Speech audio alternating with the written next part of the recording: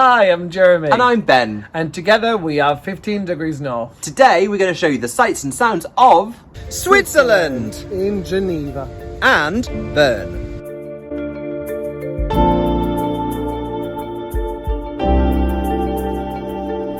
Geneva is the westernmost point of Switzerland, sitting at the furthest end of Lake Leman, which just into the eastern border of France. Lake what? Lake Leman. You mean Lake Geneva, right? No, only English-speaking people call it that. It's Lake Leman. Anyway, the Jet d'Eau is undoubtedly the city's most famous landmark, but this enormous fountain actually came about thanks to a technical problem of its hydraulic plant in the late 19th century. Harnessing the power of the Rhone River, machinery in many of the city's industrial plants used this power, but when it was all switched off at night, pressure built up and caused a 30-meter jet of water to fly into the sky from the quayside. In time, technological advances meant that the jet was no longer necessary, but it becomes such a tourist attraction that Geneva decided to make a feature of it and moved it out into the middle of the lake, increasing its pressure and height to 90 meters. Then in 1951 the system was modified again, reaching the height of 140 meters, which is its height today. The Jet d'Eau is 140 meters high. I mean, it's really, really tall. Today, Geneva is a massive financial centre, which takes great advantage of Switzerland's lax financial laws. With so many of the rich and powerful possessing offshore Swiss bank accounts, it's more than likely that most of them will be based here. Ranking at the 9th most important financial centre in the world and 5th in Europe, that's not bad for a city that's not even a capital city. Now, I'm not saying that Switzerland's expensive, but I just bought 3 postcards and they cost me £4.50. Well, when I was a kid, we went to Geneva and I wanted to buy all sorts of things. My mum was like, no, not happening, no, just too expensive. And now we understand why. Geneva was also an important city for the Reformation, which is commemorated in its Reformation Wall, which pays tribute to instrumental Protestant figures including John Knox, John Calvin and Oliver Cromwell. It sits in the grounds of University of Geneva, which was founded by Calvin himself. Geneva was the centre of Calvinism in the 16th century and has been a significant Protestant city ever since.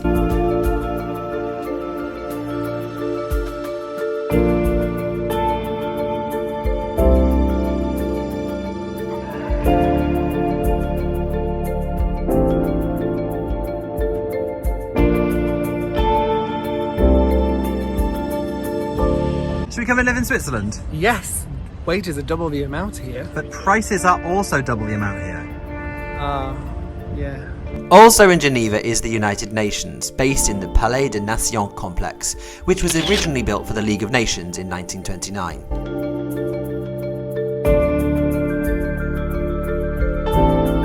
Just had lunch at the United Nations.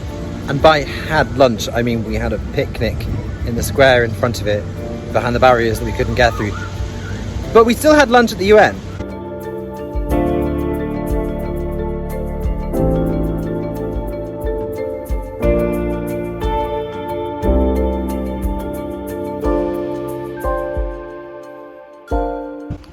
It's mad to think that I'm in France right now looking down on Switzerland.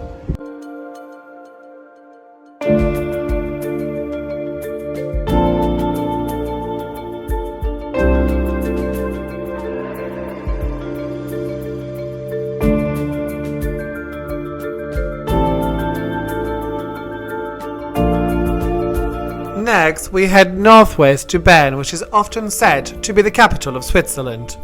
But it isn't. Well, it is, but also not. It's both the capital and not the capital at the same time. Well, confused? Well, you're not the only one. But that's because Switzerland is one of the few countries in the world that does not officially have a capital. You could argue that Bern is the capital, but you could also argue that Geneva, Zurich or even Basel are the capital. But due to the presence of the Swiss government and parliament here, it has become the de facto capital, even if it isn't the official capital. Make sense? Kinda. But despite this, it still isn't even the biggest city in the country. In fact, it's the 5th largest in Switzerland. Nothing in Switzerland makes sense. Well, it does, as long as you accept that the Swiss will always do whatever the hell they please. Like, it looks odd that they're not part of the EU, but then if you think about it, if they did join the European Union, they would have to give up their unique financial laws, which is what has made them one of the richest countries on the planet. So why would they bother? But they are still part of the European Economic Area and Schengen, so we can still float in and out whenever we want from France. But, as we discovered, you have to buy an annual pass just to drive on their motorways, which is 40 quid, even if you only want to drive on there once. The Swiss sure know how to make a buck, don't they?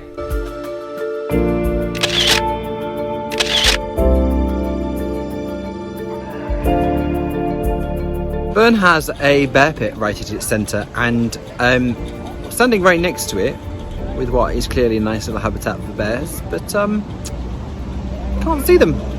They're clearly hiding from us. Jérémy, Yes. where are the bears? I don't know. Are they even there? It's a trick. Why are the Swiss lying to us? I think it's like the puffins in Iceland. Exactly the same. Did you know that back in the ancient times, when cities were mostly made out of wood, that Bern was mostly made out of stone? And then there was this king who tried to invade the city, tried to set it on fire, but it wouldn't burn because it was made of stone. And he was like, "Burn! Burn!" And the name stuck. That's a lie again, isn't it? Yes.